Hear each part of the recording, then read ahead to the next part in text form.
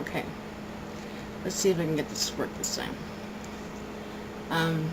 I've been meaning to do a video for a while now about my dad, and I guess I figured now's as good a time as any. Um,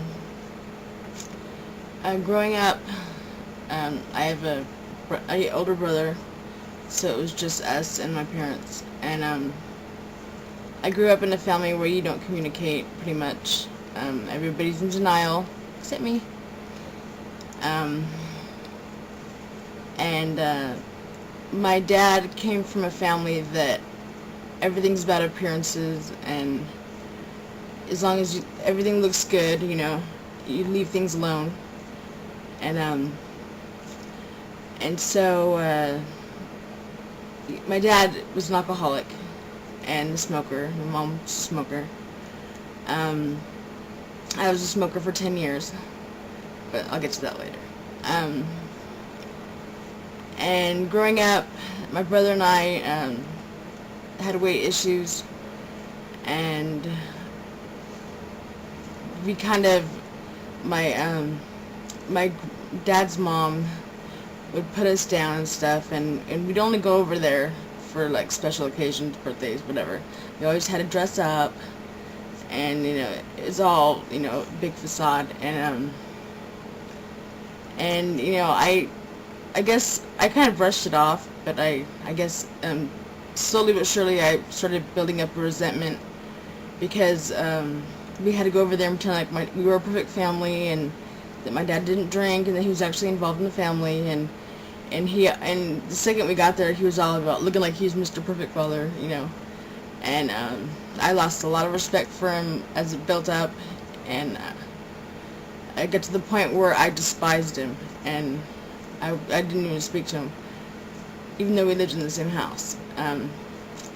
And when my grandma passed away, she was kind of like the one that was like short the pants in the family, whatever. She was mean, and everybody just kind of catered to her attitude, I guess. And so when she passed away, my dad's drinking got a lot worse. That was when I was in junior high. And more and more, I stopped playing the part. I stopped acting like we had a perfect family, and I just stopped going to family functions and stuff like that, because I wasn't gonna play along anymore, basically.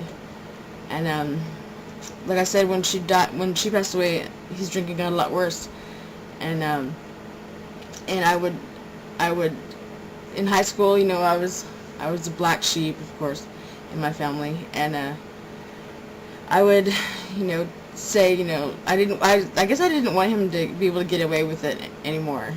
I would say, let's address this, Dad's obviously got a drinking problem, and of course my mom didn't want to deal with it. She didn't want to talk about it, and she said he's not going to change. My brother said, yeah, our family has a problem, you're the problem, because I was making waves as usual, because I have a tendency to, I can't just leave things alone if there's a problem. I want to work, I want to deal with it. And so basically, I ended up, my family basically turned against me in that way, and all hell broke loose from there. I ended up, I didn't understand how nobody could deal with it, nobody could talk about it, and I started, getting into my own shit as well, and I started doing like self-mutilation and stuff like that, and basically, my dad knew deep down that he and I were the same, pretty much. I'm an alcoholic, but he knew that we could relate to each other in that way, and he knew that I was trying to get him help, but nobody else would deal with it. It wasn't until my brother moved out of the house that he actually admitted that my dad's alcoholic. But it wasn't until just last 3 years ago that anybody actually took action, and it was my brother and I. But basically,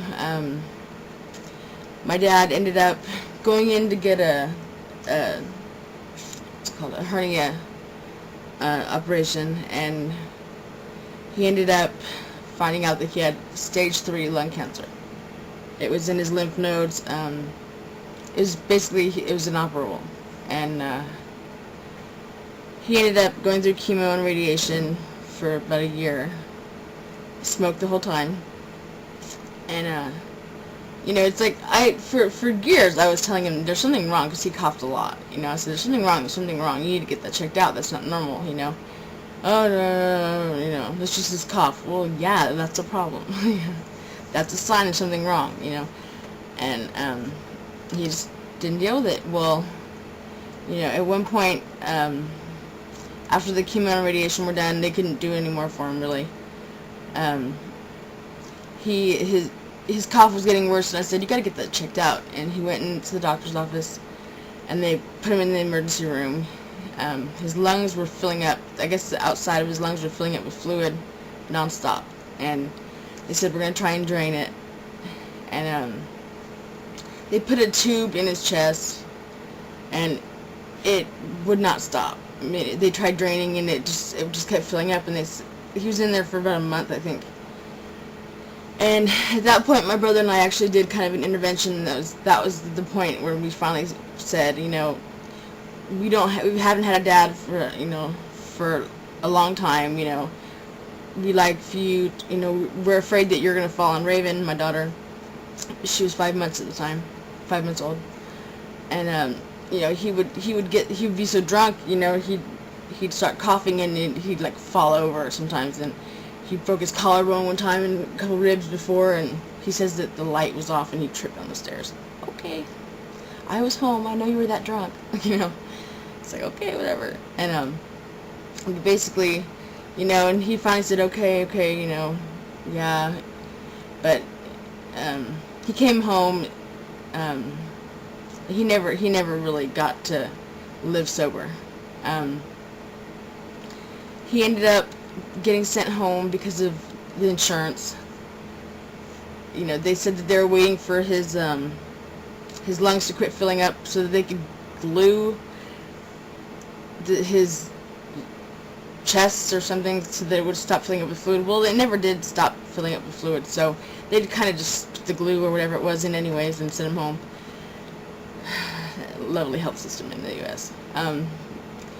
He ended up going home with no oxygen, no arrangements. They just sent him home. No pain pills, nothing.